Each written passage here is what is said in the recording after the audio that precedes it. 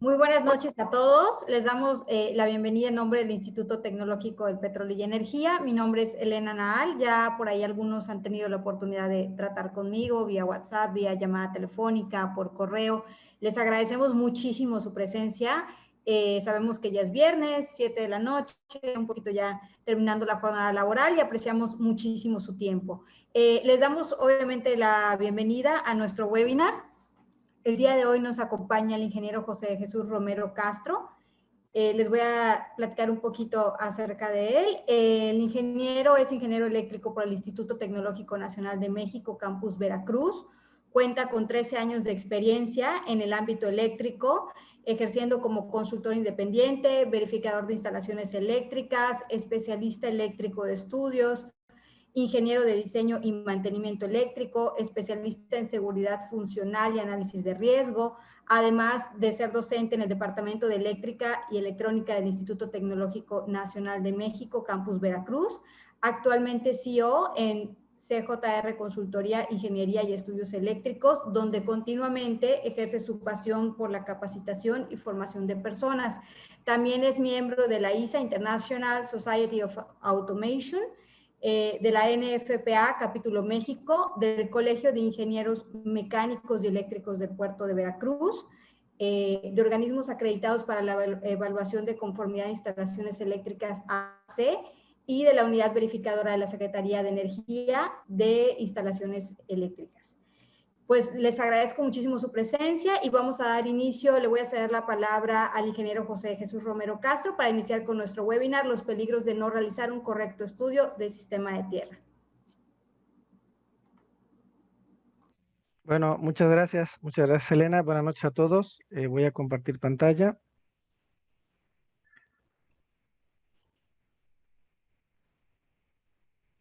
Bueno, pues vamos a comenzar. La intención del webinar es platicar un poco sobre los peligros de no realizar un correcto estudio de sistemas de tierra. El sistema de tierra, ya entrando directamente en materia, yo lo he comentado con muchos ingenieros que he tenido la oportunidad de convivir y de revisar, dado que como ya se mencionó, soy un UBIE de la 614A y el sistema de tierras le dan poca importancia.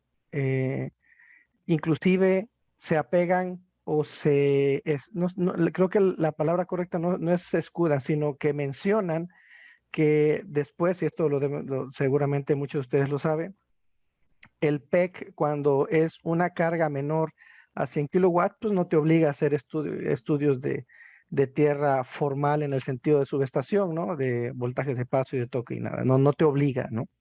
Entonces yo creo que es muy importante entender el concepto de tierras para saber los peligros y luego tomar la decisión si hacer el estudio o no. El ingeniero Héctor Sánchez Ceballos, que es una eminencia en la NOM, en muchas conferencias él ha dicho, o sea,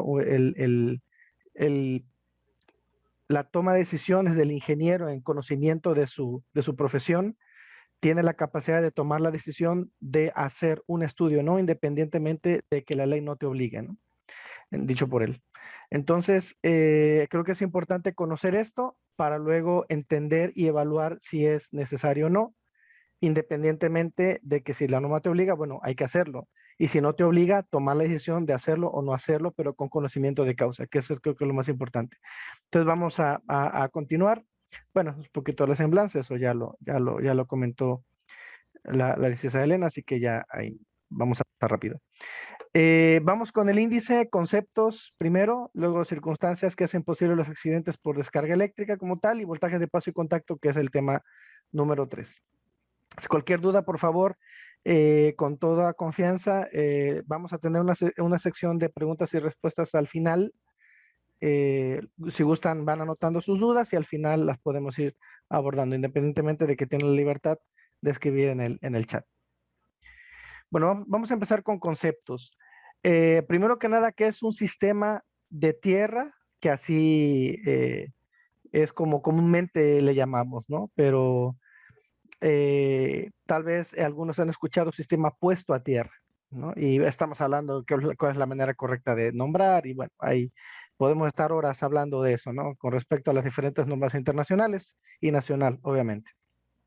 Pero básicamente estamos hablando, y creo que ya todos lo hemos conocido, si estamos hablando de manera coloquial, es cobre que está en un sistema enterrado, eh, y eso hace que tengamos un potencial lo más cercano a cero posible.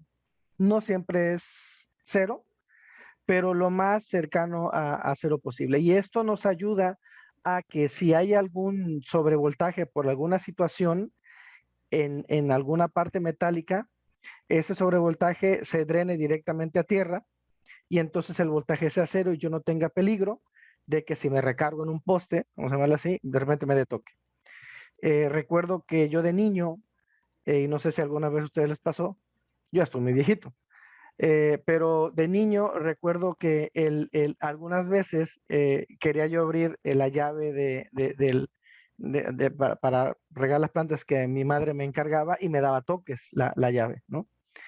Y ya mi papá es ingeniero eléctrico, tenemos un problema en el neutro, ¿no? Y ya, lo arreglaba y se acababa. Y a mí me sorprendía y digo, wow, mi papá es mago, ¿no? O es un genio, una cosa así. Y simplemente es que no estaba bien aterrizado el sistema. O alguien le había movido el cablecito para que la tubería, la valla, perdón, la varilla de tierras no tuviera contacto con el neutro y con el sistema de puesta a tierra, que es donde se unen al inicio, ¿no? En la cometida es donde se une de acuerdo a normatividad, se une el neutro y el sistema de tierras, único punto a la entrada. Ya no se vuelve a unir en todo el sistema, en toda la instalación. Entonces, eso algo, a mí me da toquecitos y temblaba tantito, pero puede ser tan grave como que alguien muera. Entonces, el sistema, ¿por qué? Porque una cosa es que haya una pequeña fuguita de corriente y otra cosa es que exista, por ejemplo, un cortocircuito. Son cosas completamente, abismalmente diferentes en magnitud y en proporción, ¿no? Magnitud de corriente y proporción de lo que puede pasar, la consecuencia me refiero. Entonces, por eso es importante la parte de tierras. Y podemos hablar de que la norma me permite que esa tubería, sí que la norma me permite que puedan ser inclusive hasta las mismas varillas que están del sistema, perdón, de las columnas, de las edificaciones, etcétera, etcétera, etcétera, ¿no? Pero lo importante es eso, es entender que es un sistema que debemos de asegurar en la medida de lo posible que ese sistema tenga potencial cero, o el potencial cero, o el potencial lo más cercano a cero que se pueda. Y ese potencial cero va a hacer que tengamos un punto de referencia de seguridad para cualquier posible drain o un punto inclusive un punto de referencia para nuestros sistemas de voltaje. Que bueno, vamos a hablar un poquito más adelante del famoso neutro flotante que seguramente alguno de ustedes se ha encontrado alguna vez. Pero bueno, básicamente, digo, no quiero no saltar los temas, es el sistema de tierras como ustedes comentan, y ahí lo que menciona ahí escrito, en todas las conexiones a tierras conectadas a un sistema de energía específico, o sea, en un sistema, para que poder tener todos los sistemas de tierras y todas las mallas y varillas interconectadas como tal. Entonces ahí vemos, esos son mallas, son algunas mallitas que se ponen, esos son electrodos, por ejemplo, lo que ven a la izquierda, eso es otra cosa interesante, no es lo mismo un electrodo que una malla. Y a mí alguien me decía, bueno, pero es que una malla cuadrada puede ser un electrodo, entonces ¿cómo lo diferencias?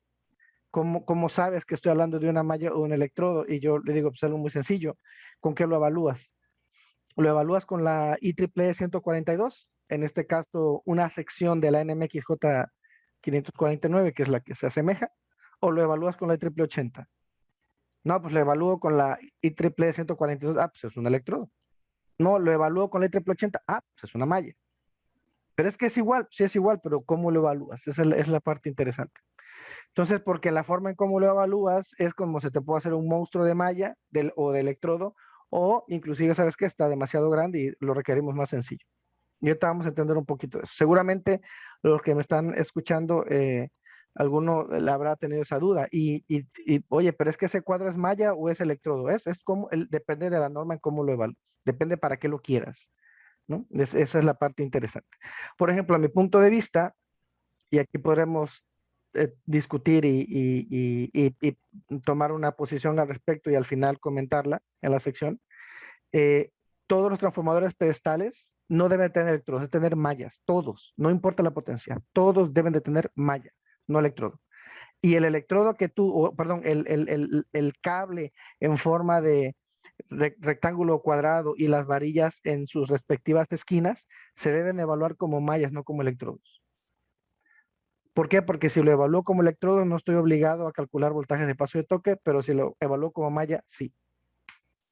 Entonces, y es un tema que vamos a tocar un poquito más adelante para que vean qué cosa tan interesante. Pero bueno, estamos todavía en la parte de que es un sistema de tierras, ¿no? Entonces, ¿qué debe de cumplir el propósito? Drenar corrientes en condiciones normales y de falla, ¿sí? Sin exceder el límite operativo y afectar negativamente la continuidad del servicio.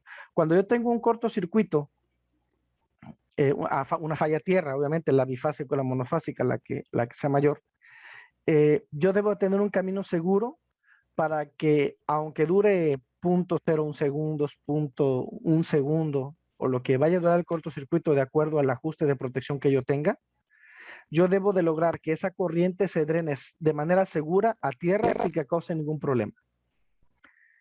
Y los problemas lo vamos a ver después, qué problemas pueden causar.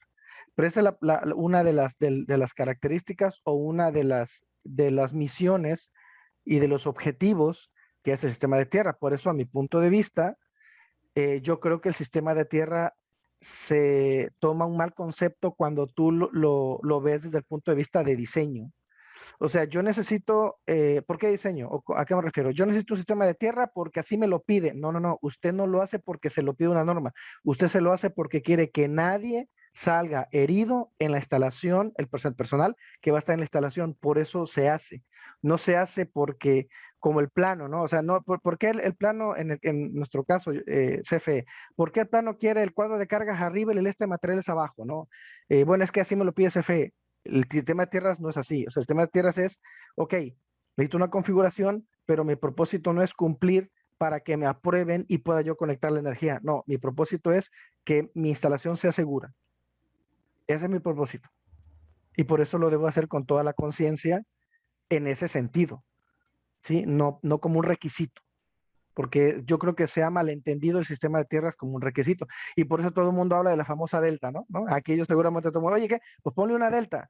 Hasta, pero ¿y qué? Ponle una delta. Y yo siempre, alguna vez le comenté a un ingeniero que me trajo un diseño con una delta. Le digo, ¿y cómo evaluaste, cómo calculaste la delta? Y me dice, pues no la calculé. Le digo, pero el procedimiento requiere que tú calcules el electrodo. ¿Cómo lo calculaste? Obviamente yo y todos ustedes sabemos que la delta no tiene fórmula en la IEEE 142 ni en la NMXJ 549. La única manera de probarla es ponerla y medir. Y si no da, ponemos otra varilla y medir. Y si tampoco da, la hacemos más grande y medir. Es la única manera que tenemos de probarla. Entonces, si estamos en una ingeniería, pues en una ingeniería, ¿cómo me diseñas una delta si no la has probado todavía porque no la has construido? Sí, o sea, ese es lo que y obviamente es una polémica porque me dicen, pues es que todo el mundo lo hace, ok, de acuerdo, y es que yo lo he probado y si da menos de 10 ohms, pues está perfecto, pero en ingeniería no está como calcularla. En la IEEE 42, los animo a ver, el famoso libro verde, seguramente la mayoría lo conoce, no está la fórmula. Y la IEEE, perdón, la NMXJ 549, en la parte de las fórmulas, aunque es para sistema de descargas atmosféricas, en la parte de cálculo de electrodos trae el extracto de la IEEE 142. Por eso la menciono. No porque estemos hablando de sistemas de descargas contra descargas atmosféricas, no por ahí, sino que en la sección de electrodos vienen las fórmulas de la ANSI IEEE 142. Por eso le hago mucha referencia. Y la otra es obviamente asegurar que una persona en las cercanías no esté expuesto al peligro de descarga eléctrica, que como vamos a ver será de paso o de toque y eso impactará mucho en la forma de cómo diseñar el sistema de puesta a tierra. Bueno, las circunstancias que hacen posibles accidentes por descargas eléctricas. Una alta corriente, creo que muchos pudiéramos, o ya hemos tenido experiencia de fallas grandes, eh, puede ser el alta corriente, pero también puede ser la resistividad del suelo y la distribución. Es decir, por eso es que la IEEE 80 en su momento cuando evalúa la malla, la profundidad de la malla, el tipo de malla, el tipo de superficie donde va a estar la persona, evalúa el suelo donde va a estar enterrada la malla y evalúa la corriente de cortocircuito. Porque no puede ser un solo factor. Entonces, cuando evalúa todos estos factores, es como puede determinar en base a algunos datos experimentales y con unas fórmulas teóricas, hacer la comparativa. Mira, de acuerdo a esta configuración que tú tienes y de acuerdo a la falla que yo veo, los voltajes de referencia son estos.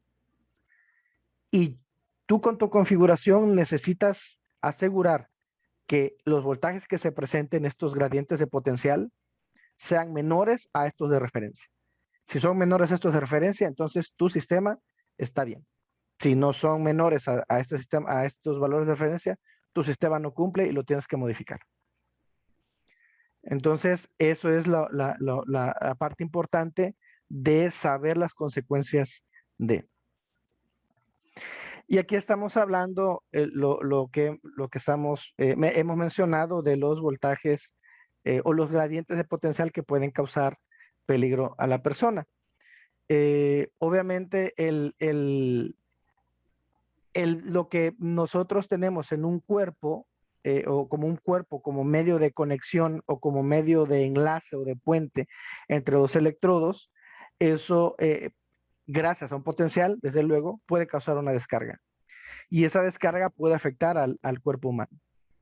Y entonces va a depender mucho de qué persona toque, ¿no? Si es joven, si es grande, qué masa muscular tiene, etcétera. Son demasiados factores. Por eso las normas ya tienen algunas personas tipificadas en sus fórmulas, y la IEEE 80 tiene 2 personas tipificadas, que es los famosos criterios de 50 kilogramos y 70 kilogramos. Y es porque hay que tipificar las personas para poder hacer el cálculo. No podemos hablar un rango infinito de personas porque hay muchas personas. Definitivamente habrá personas, y lo digo con todo respeto, sobre todo nosotros los ingenieros eléctricos, que dice 70 kilogramos está muy delgado, ¿no? O sea, nosotros somos como de 80 para arriba, ¿no? O sea, no nos caracterizamos por ser muy delgaditos, a menos aquí en la zona de Veracruz, no sé, en la zona de todos ustedes. Pero hay que tipificar porque si no se hace infinito y muy complejo el cálculo. Obviamente, entre menos masa, más riesgo de más daño por una electrocución o por un diferencial de potencial donde el ser humano es el puente, ¿no? Como tal. Y bueno, es más o menos la forma en cómo se puede presentar el peligro cuando hay una falla, y cómo esta falla puede generar un gradiente de potencial o un diferencial de potencial que puede causar una descarga a la persona y esta persona resultar dañada, ¿no? Como tal. Ahora, viene otra situación interesante. Eh, la duración de la falla es muy importante para poder evaluar si este diferencial de potencial va a dañar a la persona o no. No es lo mismo que yo reciba, por ejemplo, una descarga en 120, que ya de muy joven lo he recibido, porque pues, sobre todo en la escuela y que estás experimentando y sin querer conectas o sin cuidado conectas y te da ahí un toque, como decimos aquí en Veracruz. Y no es lo mismo que yo reciba la sensación de toque y quite la mano, a que yo me quede ahí un rato, ¿no? O sea, me quede ahí de 2 minutos, probablemente me desmayo o algo me pasa, ¿no? Entonces, la duración de la falla es muy importante para determinar el peligro de la falla. Y por eso, también en las fórmulas de la IEEE 80 se necesita el tiempo de despeje de falla. El tiempo de despeje de falla es el tiempo en que tarda el interruptor en abrir la falla, o sea, en abrir completamente para eliminar la falla. Y ese dato, pues lo obtenemos del estudio de coordinación de protecciones. Y cuando yo pregunto a los ingenieros que luego me toca evaluar o revisar un sistema de tierras, y le pregunto, oye, ¿qué tiempo tomaste? O sea, ¿cuál es el tiempo que tomaste? Punto 01. Y le digo, ¿y tu interruptor por la falla a tierra? ¿Cuál falla ocupaste? No, la de cortocircuito, pero ¿cuál? ¿Cuál? ¿La bifásica a tierra o monofásica a tierra?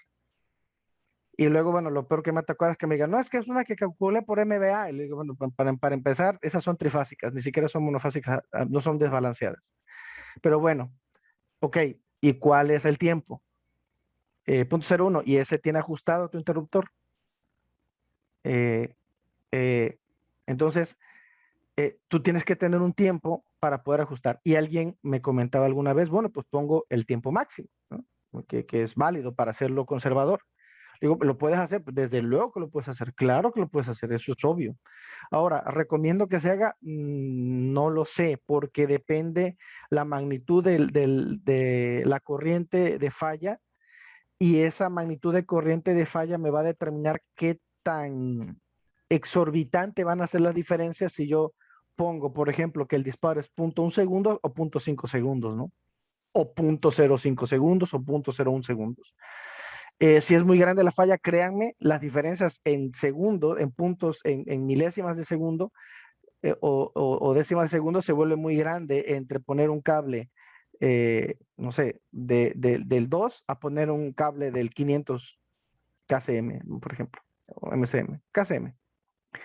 Entonces, eh, el tiempo es un dato importante que luego tampoco lo toman del estudio, porque a veces ni siquiera tienen estudio de coordinación de protecciones.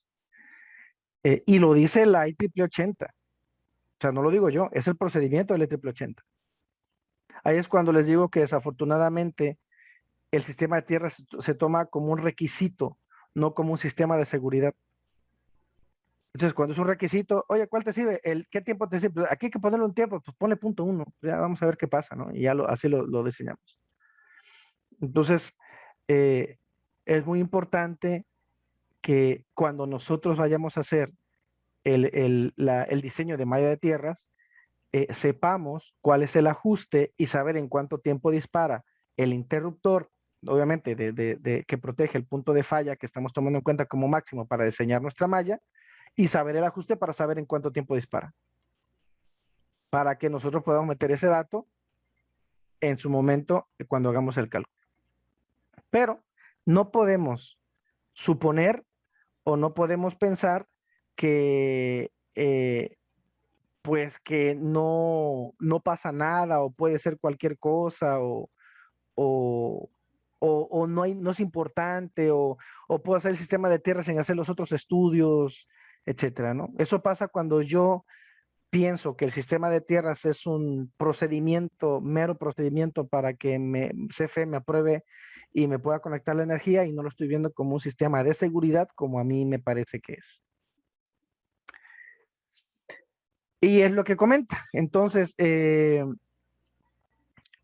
cuando hay fallas, tomen en cuenta que si yo no calculo bien mi sistema de tierras de acuerdo a la falla máxima disponible posible que puedo tener, derivada del estudio de cortocircuito, obviamente, a final de cuentas, el sistema de tierras pues, es cobre, y el cobre es resistencia. Y el pasar corriente a través de una resistencia me genera voltaje. Y si yo no diseño bien o no tomo en cuenta, lo diseño bien, pero no tomo en cuenta todos los valores, puede ser que ese gradiente de voltaje sea lo suficientemente grande para causar un daño. Y aquí viene la problemática, que mi sistema de tierra está en cualquier parte metálica, de acuerdo a la norma. ¿Qué significa esto? Que mi sistema de malla de tierra es una subestación, ¿sí? Tiene conexión en todas las estructuras metálicas, ¿sí? En lo que sea metal que esté afuera está ahí. Y luego, seguramente como la mayoría de ustedes sabe, de esa malla de subestación se derivan a otras mallas aisladas, por ejemplo, para edificios administrativos y demás. Y el edificio administrativo el cable de tierra se lleva hasta el tablero de iluminación donde tú cierras y apagas los contactos. Como uno muy parecido al que tienen ustedes en sus casas, pero más grande, ¿no?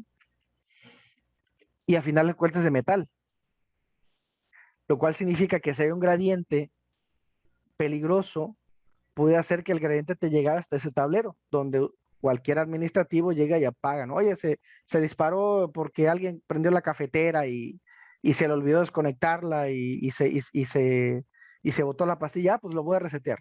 Y en algún momento puede tocar la parte metálica del tablero. Hasta ahí puede llegar el peligro, a eso me refiero. Por eso esos gradientes hay que evaluar cómo se pueden dar, dónde se pueden dar, perdón, y lograr mitigar ese posible peligro. ¿Sí? Y voltaje de paso y contacto. El voltaje de contacto es, como menciona, el diferencial con respecto a un punto que estoy tocando y otro punto, ¿no? Vamos a suponer como aquí está en la figura, ¿sí? Es entre este punto, ¿sí? Y este punto, ¿no? A final de cuentas, el recorrido de la corriente va a realizarse, porque a final de cuentas estamos hablando de ley de Ohm, ¿sí? Y esa corriente es la que se vuelve peligrosa para el ser humano, ¿sí? Se vuelve tan peligrosa que puede causar daños irreparables, inclusive la muerte, en casos más extremos. El de paso no es así. El de paso es que la falla de tierra se drena a tierra y a final de cuentas la corriente va viajando hasta dispersarse. Pero mientras va viajando por la ley de corrientes, ¿sí? Por solamente la ley de corrientes, la corriente se va por el camino que menos le cause restricción. Significa que yo tengo sistema de tierra y tal vez tengo una persona. Entonces, yo tengo, por ejemplo, lo voy a poner aquí como observación, yo tengo aquí una falla y la tierra me representa una resistencia y la persona me representa otra resistencia. Y estos son los dos caminos que puede seguir la corriente, ¿sí? Obviamente la tierra tiene una resistencia mucho más baja que la persona. Y entonces proporcionalmente la corriente se irá más por la tierra que por la persona. Eso está más que obvio. Vamos a suponer, para poner un ejemplo, ¿no? Vamos a suponer que solamente pase el 1% por la persona y el 99% por la malla o la tierra, como le quieran llamar. Vamos a suponer, ¿sí? Entonces, pues no hay problema, solamente es el 1%. No hay problema, el problema es la corriente. Si es un amper, yo les aseguro que no hay problema. Pero si son 20,000 amperes, y si son 30,000, y si son 65,000, entonces el 1% ya se vuelve significativo. Y no el 1%, el 0.1%, el 0.01% se vuelve significativo. Cuando es un número demasiado grande, ya los porcentajes no juegan un papel tan importante. Ya lo que juega un papel importante es que no suceda, porque ya no hay manera de poder mitigar más que con un buen diseño. Este ejemplo que está en la figura pasa mucho, y esto les digo porque yo lo vi cuando estábamos dando este curso hace algunos años, y me acuerdo que, bueno, tratando de armarlo, investigando y leyendo, vi un video de un entrenamiento en Estados Unidos para maniobristas de tractores, ¿sí? De la mano de chango, ese tipo de equipos. Y ellos mencionaban en su entrenamiento que si la mano de chango tocaba una línea eléctrica, ellos tenían que ir abrir la puerta del tractor y no salir con los pies separados, salir con los pies juntos y alejarse del tractor saltando con los pies juntos como canguro. 1, 2, 3. ¿Por qué? Porque saben que si abren los pies pasa esto. Y eso fue en un entrenamiento para operadores de tractores en Estados Unidos.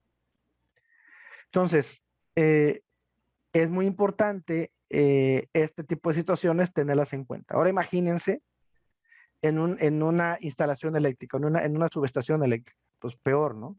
Peor. Y bueno, ahí son como ejemplos en una subestación, ¿no? Los voltajes de paso están con las piernas abiertas, los voltajes de toque son cuando tocas una parte metálica, ¿no? Y como se dan cuenta, en la parte exterior todo es metálico. Sí, sobre todo, o la mayor parte es metálico. O estamos muy propensos a tocar cosas metálicas, sobre todo en subestaciones. ¿Ok? Bien. Los efectos en el cuerpo humano. Este es otro tema bien interesante. Como menciona aquí, generalmente el peligro o lo primero más delicado es el corazón. Sobre todo si pasa porque la trayectoria de corriente es el corazón. Porque tenemos peligro de fibrilación. ¿Sí? Y esta fibrilación puede ser obviamente afectada tanto por la magnitud de la corriente y la duración de la misma. ¿Sí? Y hay datos estadísticos, o sea, no es, bueno, la fibrilación ventricular está muy estudiada y aquí tenemos algunos efectos de esta fibrilación. Por ejemplo, en 0.5 miliamperes, pues no se observan sensaciones ni efectos. De 0.5 a 10, calambres y movimientos y reflejos musculares. De 10 a 25, contracciones musculares. De 25 a 40, irregularidades cardíacas, quemaduras. Y al final, que esto es bien interesante, puede producir asfixia después de 4 segundos. Entonces, el tiempo es muy importante. De 4 a 100 miliamperes, pues lo anterior, pero con mucha mayor intensidad y ya puede ser mortal. 1 ampere, fibrilación y paro cardíaco, alto riesgo de muerte, y de 1 a 5 es una probabilidad de muerte muy elevada. Y ya nada más como punto interesante, esto es, y estas corrientes son porque nosotros tenemos una gran defensa, que es la piel. La piel es una gran defensa. Porque la piel es lo que más causa la resistencia. Si ustedes analizan, después de la piel, pues tenemos la sangre, que la sangre es pues agua húmeda y no representa tanta resistencia al cuerpo humano. Perdón, a la corriente, y está en todo nuestro cuerpo humano, ¿sí? Entonces realmente la piel es la defensa. Y yo lo comenté alguna vez con sus ingenieros, con algunos ingenieros, yo les decía, oye, en tu patio de transformadores, ¿tú cuidas que el que vaya a salir no tenga ninguna herida? O sea, porque los voltajes de paso y de toque, una vez que la piel se abra tantito, estos valores ya no aplican. O sea, ninguno de estos valores aplican cuando hay una herida. Y el contacto y la corriente puede entrar por la herida. Ya no aplican. Por eso es que ustedes entenderán ahora que cuando estamos hablando en instalaciones hospitalarias, que no es el tema de ahorita, pero lo pongo de ejemplo, en instalaciones hospitalarias, estas corrientes nada que ver. Estamos hablando de microamperes y los famosos transformadores de aislamiento, ¿no? Que seguramente alguna vez ustedes los han escuchado. ¿Por qué? Porque ahí sí estamos expuestos sin piel. Estamos en una sala de operación, una sala quirúrgica, etcétera. Entonces, sin piel, esto es por la piel. Cuando ya no hay piel, cuando hay una herida o algo por el estilo, ya esto no aplica. Son valores mucho menores que pueden causar esos efectos. Entonces, pues yo le preguntaba, oye, ¿tú checas, haces una revisión a tus muchachos antes de que salgan a patio de transformadores que nadie traiga una cortada en el pie, una cortada en la mano, etcétera, etcétera? En fin, eso es muy importante. Bueno, y aquí viene la comparativa, o las famosas corrientes, las comparativas, y son estudios que vienen en el IEEE 80, que es lo que menciona el texto, que las personas pueden resistir de manera segura una cierta cantidad de corriente, ¿no? Con respecto al tiempo, ¿sí? La duración. Entonces, este dato o este dato de aquí viene del estudio de coordinación de protecciones. Sí, o sea, este dato y este dato de acá, ¿no? Si no, pues ¿cómo? Entonces, menciona para dos personas, lo que les comentaba, son dos valores típicos, ¿sí? De 50 kilogramos y 70 kilogramos. Y esto es porque, insisto, no podemos tener todo el espectro infinito de la cantidad de personas hasta que, hasta que se termine desde 10 kilos hasta 1000 kilos. Es, para darles un ejemplo, no se puede. Y por eso están tipificadas. ¿Ok? Entonces, bueno, eso se ve cuando ya se ve el diseño como está en la IEEE. Ah, la famosa historia. Bueno, esta historia no es mía, aclaro. Esta historia del ingeniero Ruelas, no sé si ustedes lo conocen, es un ingeniero, pues la verdad muy reconocido en el norte del país, tiene su empresa y ha escrito libros. Nosotros tenemos la dicha de que nos fue a una plática al Instituto Tecnológico de Veracruz, bueno, Tecnológico Nacional de México, Campus Veracruz, porque es muy amigo de muchos compañeros maestros que dan clases ahí. Eh, ya para no mencionar nombres. Y bueno, yo tuve la dicha de intercambiar algunas palabras con él, un ingeniero que era un profesional en todas las extensión de la palabra. Y él nos comentó ahí que él fue a hacer una evaluación del sistema de tierras. Bueno, de la instalación de la subestación como tal, una instalación viejita. Y estaba haciendo los análisis. Primero, obviamente, estuvo en el cuarto de control, checando el mnemónico del unifilar, hizo algunas observaciones y empezó a revisar, ¿no? Pidió toda la información, entonces empezó a revisar la parte de la papelería, porque era una instalación vieja, todo lo tenía en papel, si no mal recuerdo. Y le comentaban del patio de transformadores, el que se encargaba del patio, de los equipos principales, y eran como las 5 de la tarde, una cosa así. Y ya él decía, oye, pues vamos a un recorrido, porque todavía tenemos tiempo, hay un poquito de luz todavía, vamos a un recorrido y ya mañana ya vengo a terminar el recorrido para ir avanzando. Él dijo, no, Inge, no, porque como a las 7 de la noche luego se presenta un fantasma y ha matado gente ahí. Y él, ¿cómo? Dice, sí, o sea, se ve hasta la luz. Y cuando se ve la luz, luego la persona está ahí, ¡pum!, nada más se cae, ya se han muerto. Dos, nos dijo, uno o dos, una cosa así. Y él, pues obviamente se quedó así como que, ok, bueno, entonces ya, no le hizo caso, él no lo quiso acompañar, pues él no pudo ir solo. Y al otro día, eh, él sospechaba algo, dice, esto me suena como voltaje de paso, pero bueno, vamos a checar. Al otro día, bueno, por X o por Y ya se determinó y él dijo, ¿sabes qué? Hay que hacer una libranza, etcétera.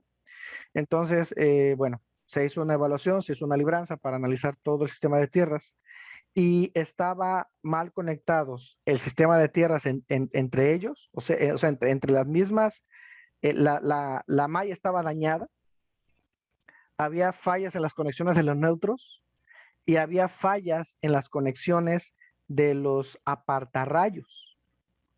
O sea, sí estaba el cable a tierra, ahí sí llegaba, pero la conexión ya entre el apartarrayo y el sistema de tierras en algunos casos no estaba. Y obviamente cuando se drenaba la corriente de los sobrevoltajes y demás, pues no llegaba a un puente seguro, sino llegaba literalmente a la tierra, al terreno. Y eso causaba que existieran muy grandes voltajes de paso. Y según el INGE, pues eso ocasionó la muerte según lo que le comentaron a él, de algunas personas. Y obviamente como era tan fuerte, pues se ven como los scratches, ¿no? Las luces, sí, como si fueran pequeños relámpagos en el piso. Y eso pasa cuando inclusive descargas a tierra, si alguien lo ha visto, va al suelo y se ve como se va esparciendo el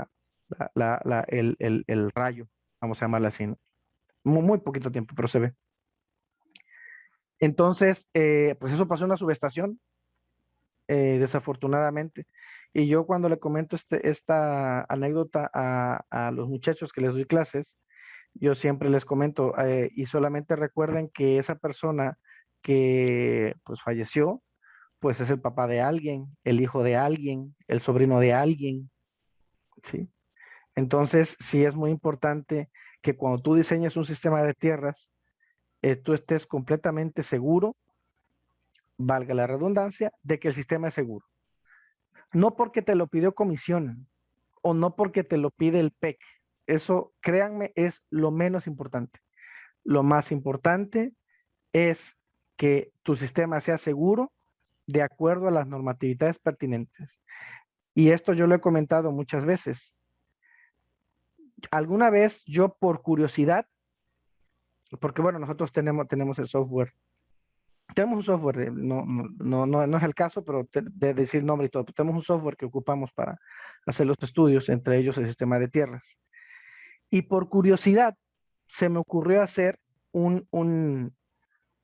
cómo tendría que ser la malla de un transformador pedestal de 45 kVA.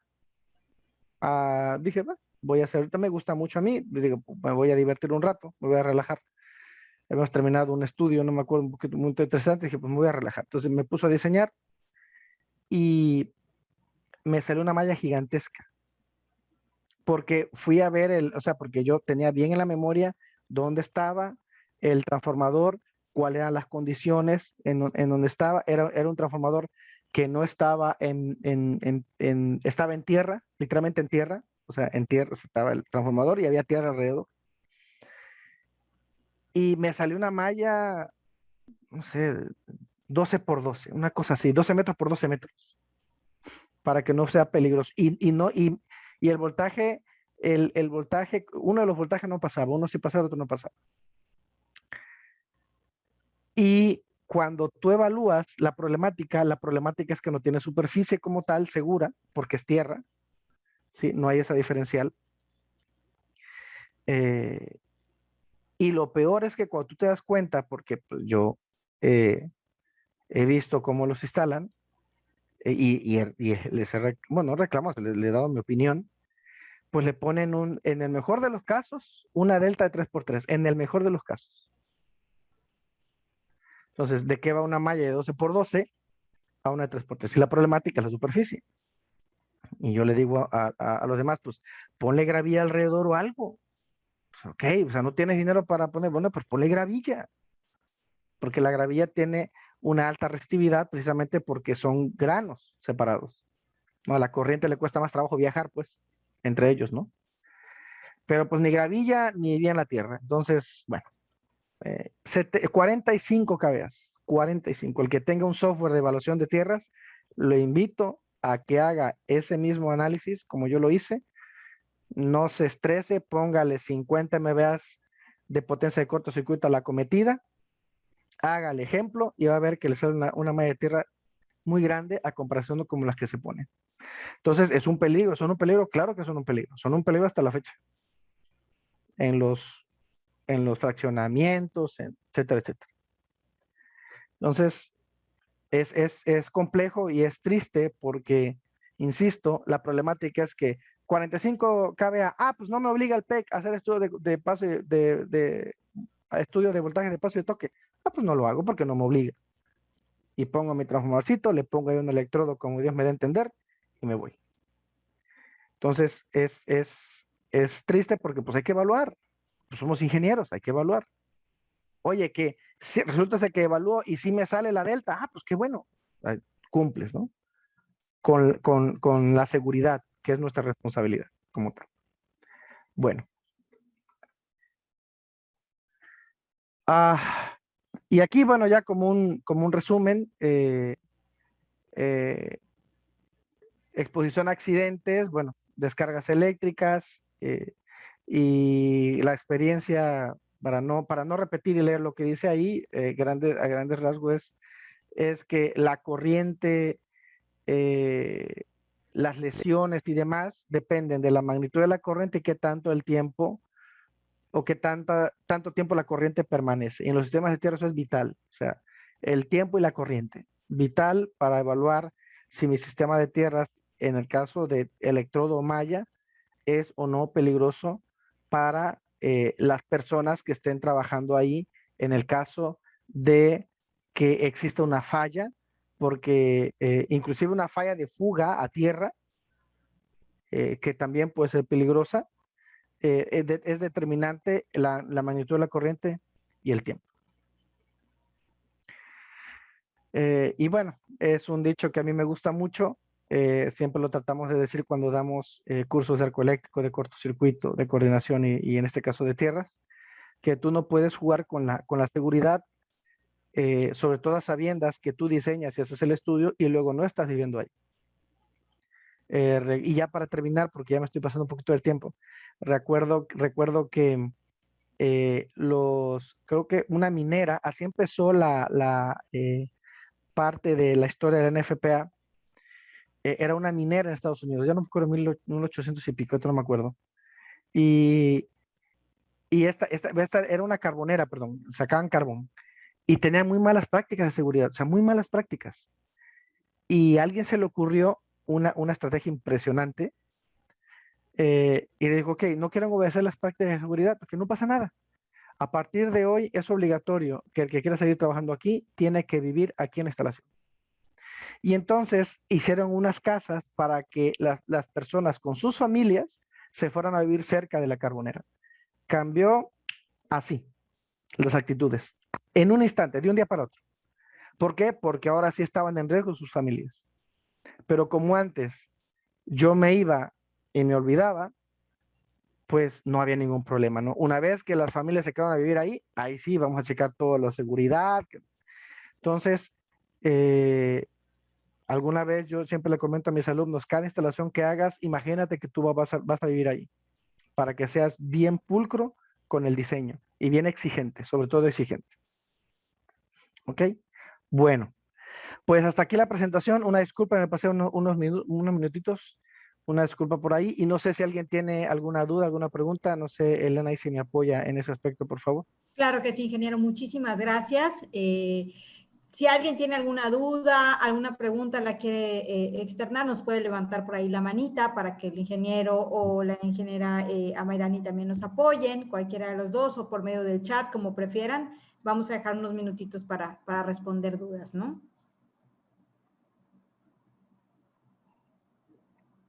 Ingeniero, buenas noches. Buenas noches. ¿Qué tal? Habla Rodolfo Pagos, de acá de la Ciudad de México. Hola. Oiga, Inge, en el curso que se está, bueno, yo vi la información del curso y me decidí entrar aquí en la plática. Tengo una duda. En el curso nos van a enseñar desde hacer el estudio de resistividad del suelo para después ver la capacidad que tiene en carga y ya después proponer la malla. ¿Ese es el alcance del curso? Sí, la metodología de medición, se refiere a la metodología de medición con un equipo de medición, ¿verdad? Ajá, la metodología de Güenes, la de 4 puntos. Sí, claro, sí, no, desde luego es parte de, sí, claro que sí, sí, abarca, sí lo abarca. Sí. Ok, y vamos a tocar, por ejemplo, yo trabajo en la parte de sistemas de tierras y me interesa mucho seguir mejorando. Me he topado con situaciones en donde, por ejemplo, aterrizar tanques de 2,000, 3,000 litros de material peligroso. Ahí en el curso vamos a tomar los criterios para seleccionar este cable. No, ahí no. Lo que pasa es que lo que usted está, o esa metodología de aterrizamiento ya va enfocado a la electricidad estática, salvo que usted me diga lo contrario, porque estamos hablando de material peligroso y ese material peligroso por una pequeña diferencial de potencial puede explotar. Podemos hablar de diésel, gasolinas, gases, pero hay más bien es electricidad estática, Inge, y ahorita no es el alcance de electricidad estática. Aunque hay unos pequeños... Perdón. No lo dejé terminar, dígame. Perdón. Entonces le decía, aunque hay en electricidad estática, sí hay unos pequeños cálculos, pero son más bien prácticas recomendadas, pero sí hay cálculos. Pero no, Inge, esto sí no sería parte del alcance, siendo completamente honestos. Ok, pero de la parte de subestaciones, conforme a la norma IEEE, el estándar 80, ese sí va a estar completo. Sí, 80 y IEEE 142, las dos. Libro verde y blanco. Muy bien, Inge. Gracias. Esa era mi duda. Excelente, gracias a usted. Por ahí el señor Vicente, me parece que también estaba alzando la manita, creo que tenía alguna duda, ya no lo veo por aquí.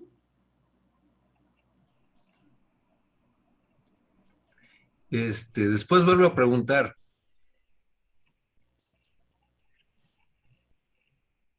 Ok, perfecto. No sé si alguien más tenga alguna otra duda.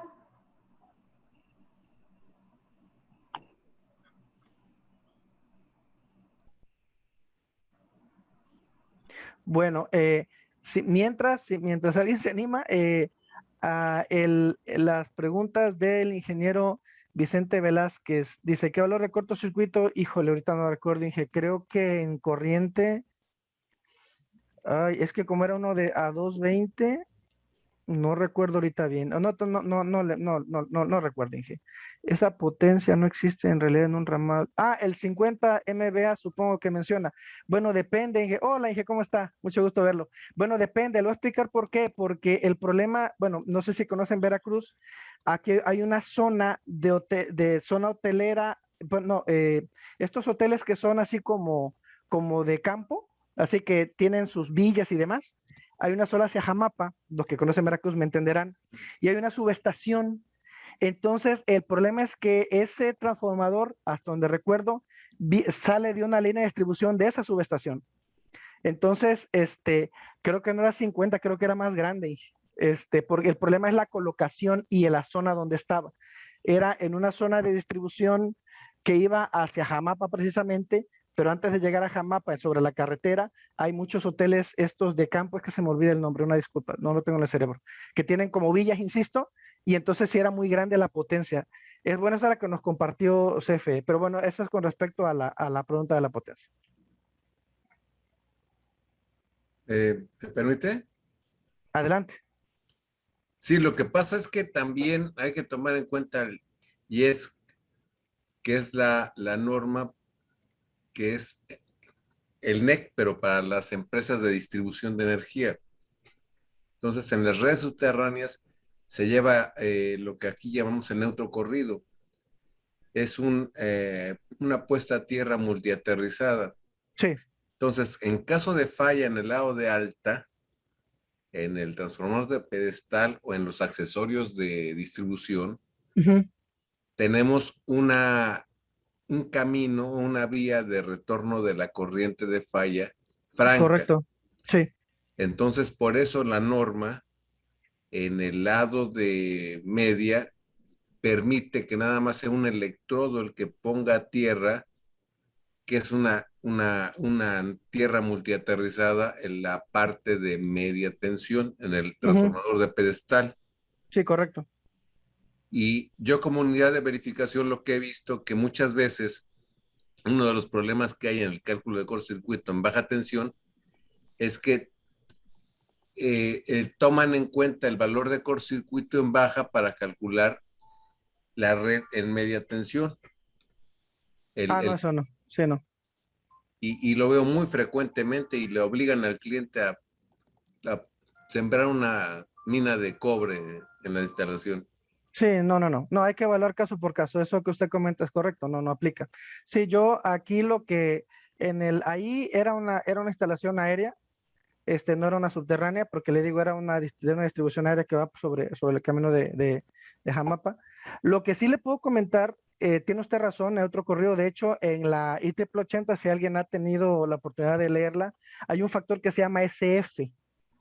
Ese factor SF, porque la norma te lo permite, te dice, bueno, ok, si tú tienes algo, una conexión hacia tu fuente, te voy a permitir que tú me digas qué porcentaje piensas tú que es del cortocircuito que se regresa a la fuente y cuál piensas tú que se queda aquí en la malla. Y inclusive te trae unas tablas y te dice, mira, si tú tienes una línea aérea, tu porcentaje más o menos es si tú te viene, etcétera, ¿no? Y al final de cuentas, por ley de Ohm, sabemos que la falla, cuando se da tierra, tienes el neutro y la corriente va a ver los ohms o la impedancia en ohms del neutro hacia donde esté la fuente y el sistema de tierra y el multiaterrizamiento, como usted comenta, y mi malla de tierra, va a existir un divisor de corriente entre esas dos impedancias. Eso es así. Entonces, aquí la pregunta, porque luego me dicen, es que todo se regresa, y digo, no sé, porque tendremos que analizar la impedancia del multiaterrizamiento, como usted bien comenta, contra la impedancia que yo tengo acá. Y entonces muchos dicen, no, pues ¿sabes qué? Nada más poner un electrodo. Pero aquí la pregunta sería, ¿cuántos ohms tengo para allá? Que esa es la pregunta interesante. Independientemente de otras cosas que usted se pudieran comentar, que algunas veces están mal conectados los neutros, que eso es otro tema, eso es más de instalación. Nosotros tenemos que suponer que está bien instalado. Eso es un tema interesante de saber la impedancia, porque al final de cuentas la norma te lo dice, es un divisor de corriente y por eso te permite utilizar el factor SF al inicio. O sea, el valor de cortocircuito a tierra te dice, multiplícalo por este factor para que yo sepa qué porcentaje el que yo voy a evaluar, que es el que se queda aquí. El que se regresa, ese no me importa, ese ya se fue. Pero el que se regresa, el que se queda aquí, ese es el que me interesa. Y te lo permite. Ahí viene en una tablita. Está muy interesante. Pero sí, tiene usted razón en lo que comentó y que tiene usted toda la razón. Gracias. No, a usted dije por el comentario muy valioso. No sé si alguien más tenga alguna otra pregunta por aquí, alguna otra duda.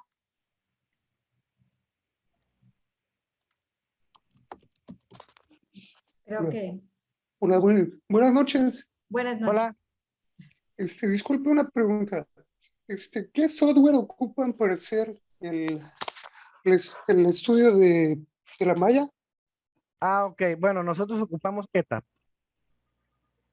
ETAP Ok. Power Station. Sí. Es el mismo que en el que se hace estudio de cortocircuito. Sí. Normalmente los softwares ahorita, Inge, ya son multifuncionales. Yo dije ETAP, pero para ser honesto y para ser equitativo, está ETAP, SKM, Aspen OneLiner, hay otro que se llama Sigre, hay otro que se llama Paladin, y la mayoría tiene cortocircuito, coordinación, flujo, arco eléctrico y sistema de tierras. La mayoría.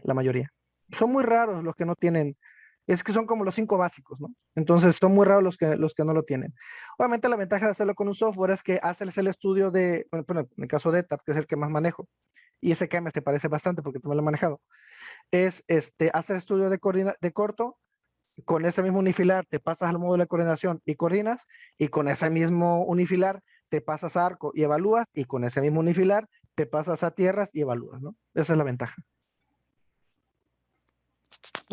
Ok, porque, bueno, al igual existía otro que se llama Power Word. No sé Sí, si servirá claro o que es sí. más limitado. Sí, al inicio Power Word inició como un proyecto simple con fallas de MBA hace muchos años. Ustedes estaban muy jóvenes. Como MBA, de hecho lo usábamos en el Tecno mucho. Ahorita ya ha evolucionado bastante. Pero les soy completamente honesto, no lo he manejado tanto para saber hasta qué profundidad ya tiene los análisis, lo desconozco. Yo sé que ya incluye las fallas desbalanceadas, lo sé porque un maestro en el Tecno lo usa para sus alumnos, y sé ahí, desconozco si hace sistema de tierra, no lo sé. Sé que hace cortocircuito, sé que ya hace cortocircuito desbalanceado, sí lo hace, pero desconozco si hace lo de malla de tierra, sí. Ahí sí no le sé decir. Ok, gracias. No, ¿de qué? A usted. ¿Alguna otra preguntita por aquí? Inge, Mande. otra vez acá Rodolfo Magos. Otra pregunta respecto al curso. ¿Cree que podamos hacer un ejercicio con el software?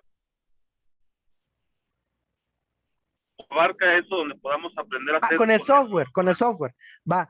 Yo creo que sí. Yo creo que sí. Mira, no es la intención, porque la intención sería hacerlo a mano, y con el software pues podemos poner algunas capturas de pantalla para que vean cómo se va metiendo los datos, pero yo no le veo mucho problema. No le veo mucho problema de poderlo hacer ahí con el software, sin problema. Más que nada para después tener una mejor presentación cuando entreguemos trabajos. Sí, Sí, estoy de acuerdo claro, con claro. la de la mano, pero más que nada por el tema de presentación. Sí, desde luego. Y ahorita ya la mayoría de los softwares Inge traen el módulo, todos, no nada más Setup. Bueno, la mayoría trae un módulo en donde usted le mete los datos de resistividad que usted obtuvo y le hace un perfil de la Tierra. Entonces, ya eso ya la mayoría lo trae, entonces pues ya se ahorra usted la parte matemática y hasta le pone la gráfica que usted hace a mano de acuerdo a los procedimientos normativos, ya todo se lo hace automático y hasta con colores y toda la cosa, ¿no? Y sí, se ve muy presentable como usted comenta. Muy bien, gracias. Perfecto. ¿Alguna otra preguntita? ¿Alguna otra duda? Nada más aclarando, aquí la ingeniera Mayrani me hace bien el apunte. El software no es gratuito, ¿eh? Yo tengo una licencia porque yo la compré. Pero el software no es gratuito, no es de descarga gratuita, a menos el ETAP. Tiene un demo, pero está muy limitado. Entonces, no es gratuito, no es para que no vean o no se confunda con la idea de que si lo aprenden a manejar, lo descargan y ya lo pueden usar. O sea, el software es de paga como tal.